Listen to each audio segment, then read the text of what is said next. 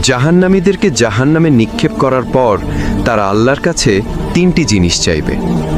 1 number, জাহান্নামীরা বলবে, হে আল্লাহ, আমাকে এত কষ্ট না দিয়ে আমার মৃত্যু দিয়ে দাও।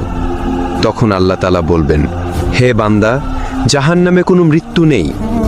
নাম্বার 2, জাহান্নামীরা তখন বলবে, হে আল্লাহ, তাহলে আমাদের জাহান্নামের আযাব একটু হালকা করে দেন। 1 মাসে অন্তত 1 দিন বিরতি দেন, অথবা 24 ঘন্টার মধ্যে আমাদের 10 মিনিট হলেও আযাব থেকে বিরত রাখুন। হে আমাদের রব, আমরা আর পারছি না জাহান্নামের কষ্ট সহ্য করতে। তখন আল্লাহ তাআলা বলবেন, 1 সেকেন্ডের জন্য জাহান্নামের আযাব কমানো হবে না। নাম্বার 3, জাহান্নামীরা বলবে, আল্লাহ, আমাকে দুনিয়ায় আরেকবার পাঠিয়ে দিন, আমি দুনিয়াতে গিয়ে শুধু আপনার ইবাদত করব।